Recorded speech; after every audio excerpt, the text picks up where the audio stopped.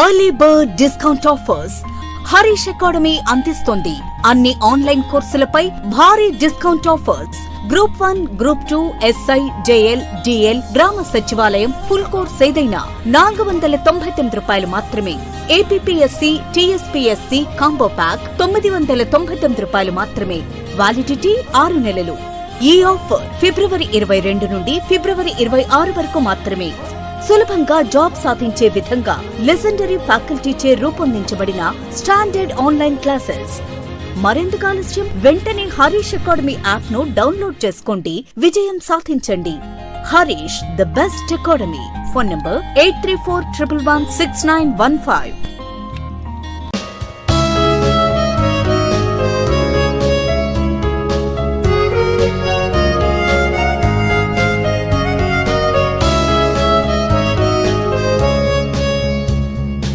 Harish the best academy.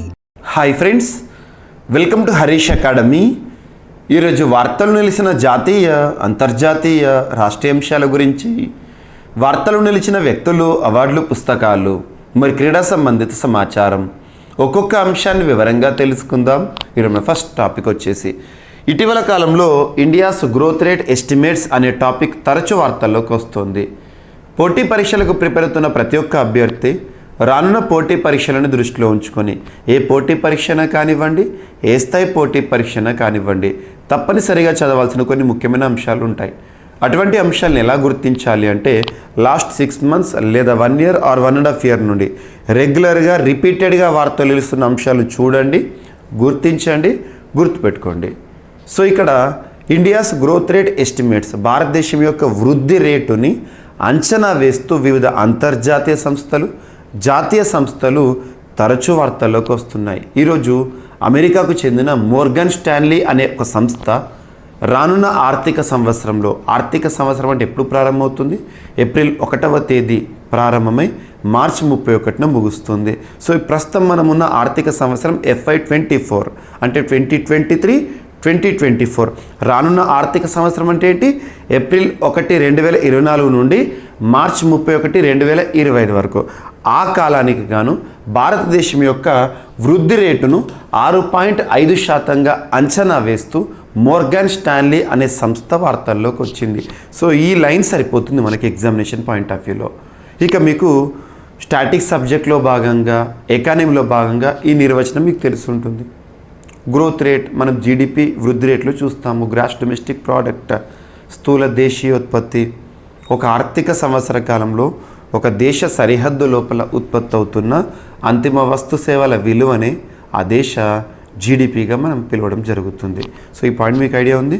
So it is final value of all the goods and services that are produced within the boundaries of the particular country within the given financial year is called as GDP.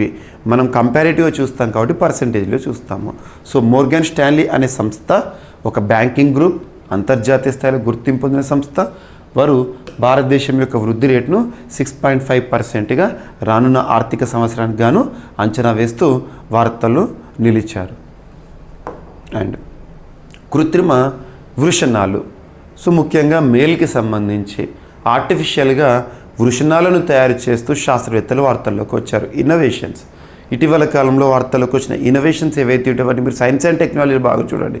ఇటువంటి topic వార్తల్లోకి వచ్చినప్పుడు ఏ శాస్త్రవేత్తలు ఈ పరిశోధనతో వార్తల్లోకి వచ్చారు, దీని యొక్క ప్రత్యేకతలు ఏంటి అండ్ దీని యొక్క ఉపయోగం ఏంటి, ఈ పాయింట్స్ పైన ఫోకస్ చేస్తే సరిపోతుంది. సో చూడండి, ప్రపంచంలో తొలిసారిగా కృత్రిమ వృషణాలను తయారు చేశారంటే శాస్త్రవేత్తలు. సో పురుషుల్లో వ్యంధ్యత్వం, ఇంపార్టెన్సీ అంటాం కదా, దానికి చెక్ పెట్టే ప్రయత్నం ఇది. సో పురుషుల్లో వ్యంధ్యత్వానికి చెక్ పెట్టే దిశగా కీలక ముందడుగు పడింది. ప్రపంచంలోనే మొట్టమొదటిసారిగా ప్రయోగశాలల్లో ప్రయోగశాలల్లో కృత్రిమ వృషణాలను అభివృద్ధి చేయడంలో ఇజ్రాయెల్కు చెందిన Bar Ilan university, very very very important, ఇజ్రాయెల్కు చెందిన బార్-ఇలాన్ యూనివర్సిటీ పరిశోధకులు విజయవంతమయ్యారంట. ఎలుకల వృషణాల్లోని కొన్ని కణాలను తీసుకొని అభివృద్ధి చేసిన ఈ కృత్రిమ వృషణాలు 9 వారాల పాటు మెరుగైన పనితీరును చూపించాయని పరిశోధకులు తెలపడం జరిగింది. టెస్టోస్టిరాన్ హార్మోన్, శుక్రకణాల ఉత్పత్తి, నిల్వ, విడుదల తదితర చర్యలను ఎలాంటి ఆటంకం లేకుండా ఈ వృషణాలు పూర్తి చేశాయని చెప్తున్నారు. గుర్తుంచుకోండి ల్యాబ్లో. అండ్ చంద్రుడి సమీప కక్షలోకి అమెరికాకి సంబంధించిన ఒక ప్రైవేట్ ల్యాండర్ వార్తల్లోకి వచ్చింది. మూన్ ప్రయోగంతో ఒక ప్రైవేట్ సంస్థ, ఆ ల్యాండర్ పేరేంటో చూడాలి, ఏ సమయం తర్వాత ఇది వార్తల్లోకి వచ్చిందో చూడాలి. సో అమెరికా శాస్త్రవేత్తలు, అమెరికాకు చెందిన ఒక ప్రైవేట్ ల్యాండర్, ప్రస్తుతం మనం చూస్తున్నాం ప్రపంచవ్యాప్తంగా స్పేస్ టెక్నాలజీలో in the field of space private participation is increasing.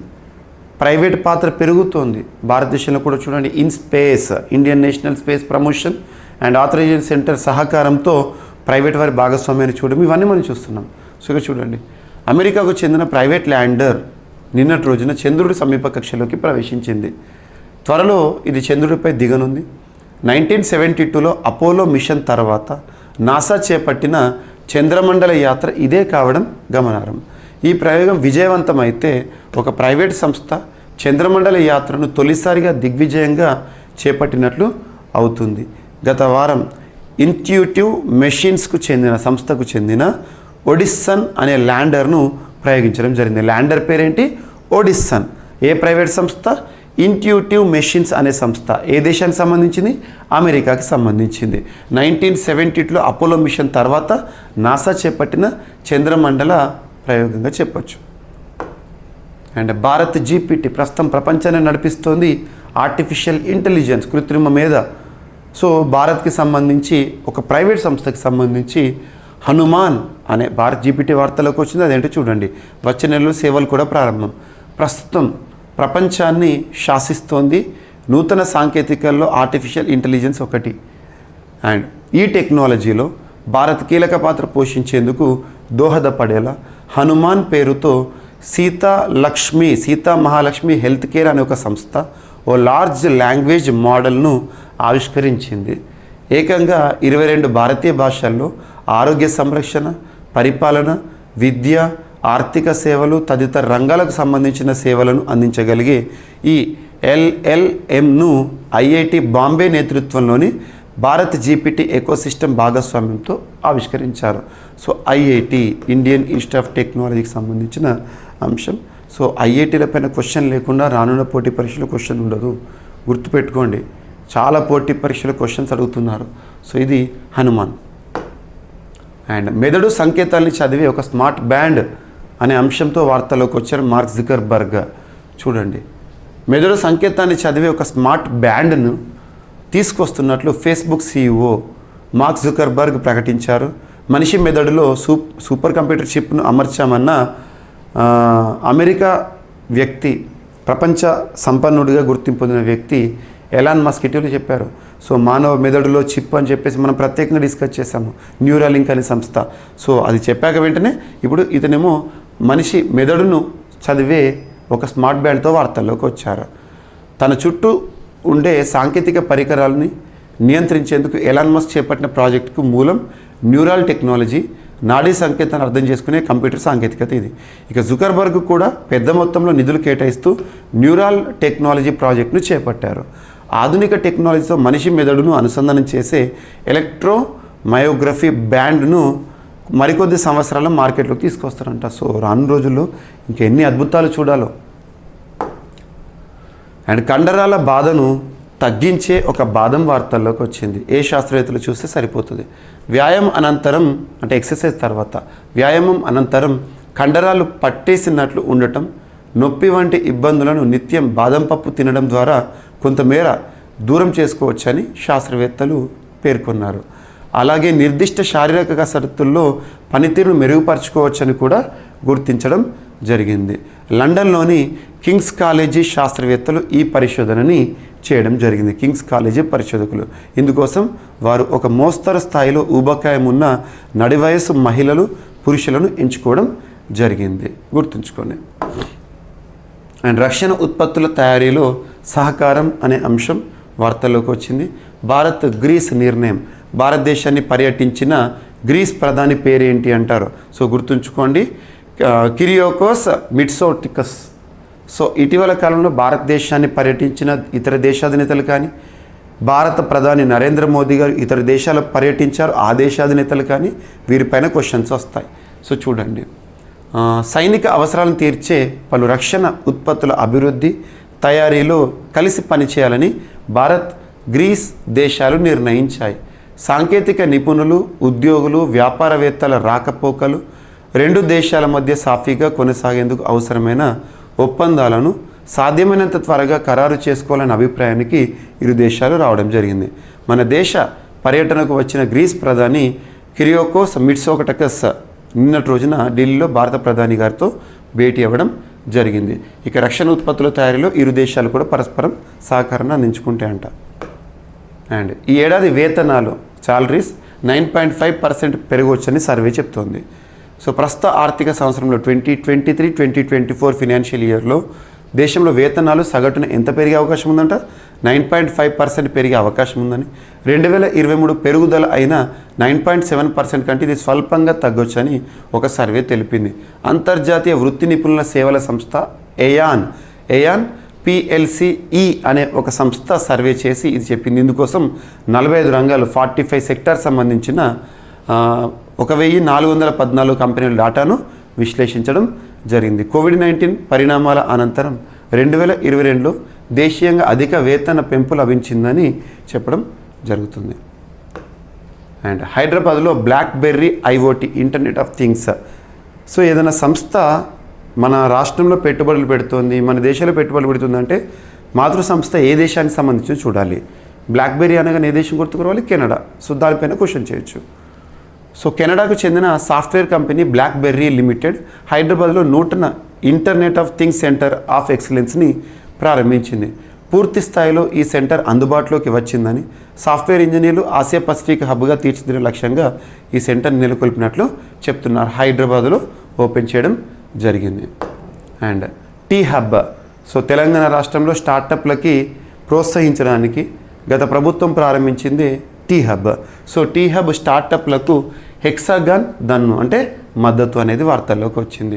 ప్రముఖ geospatial industrial technologies company Hexagon CCI T హబ్తో కలిసి స్టార్టప్ క్యాటలిస్ట్ కార్యక్రమాన్ని నిర్వహించడం జరిగింది.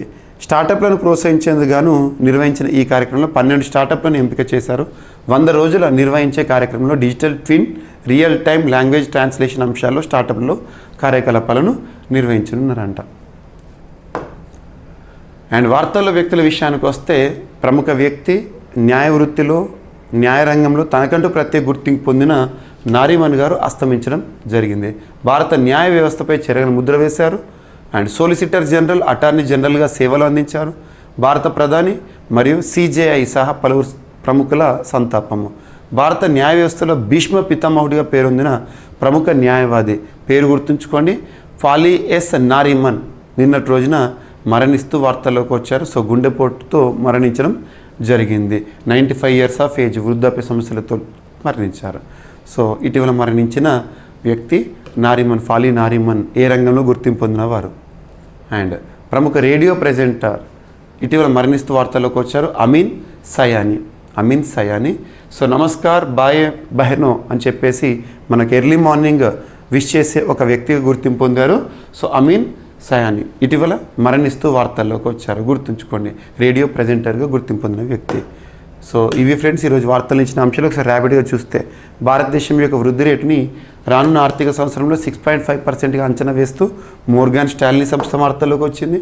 కృత్రిమ వృషణాలను సృష్టిస్తూ ఇటీవల శాస్త్రవేత్తలు, ఇజ్రాయెల్కి చెందిన శాస్త్రవేత్తలు వార్తల్లోకి వచ్చారు. చంద్రుడి సమీప కక్షలోకి అమెరికా ప్రైవేట్ ల్యాండర్ అనేది వార్తల్లోకి వచ్చింది. And Bharat GPT Hanuman next మంత్లో ప్రారంభం. అండ్ మెదడు సంకేతాలను చదివే స్మార్ట్ బ్యాండ్ తీసుకురాబోతున్నామని మార్క్ జుకర్బర్గ్ చెప్పారు. కండరాల బాధం తగ్గిస్తుంది అని శాస్త్రవేత్తలు చేసిన పరిశోధనలు. రక్షణ ఉత్పత్తుల సహకారం సంబంధించి భారత్ గ్రీస్ ఒప్పందం. అండ్ ఈ సంవత్సరం వేతనాలు 9.5% పెరగవచ్చని సర్వేలు చెప్తున్నాయి. హైదరాబాద్లో BlackBerry IoT internet of things centre open. And T hub స్టార్టప్లకు హెక్సాగాన్ దన్నుగా ఉంటుందని చెప్పడం. అండ్ నెక్స్ట్ ఫాలీ నారిమన్ ప్రముఖ న్యాయ వ్యవస్థలో భీష్ముడిగా పేరొందిన వ్యక్తి గుండెపోటుతో మరణించారు. అండ్ ప్రముఖ రేడియో ప్రెజెంటర్ అమీన్ సయానీ మరణిస్తూ వార్తల్లోకి వచ్చారు. సో ఇవి ఫ్రెండ్స్ ఈరోజు వార్తలు నిలిచిన అంశాలు. మిస్లేనియస్ అంశాలు ఏమైనా మిగిలిపోతే రేపటి క్లాస్లో జోడించి మరొకసారి నేర్చుకుందాం. రేపు కలుద్దాం. Thank you.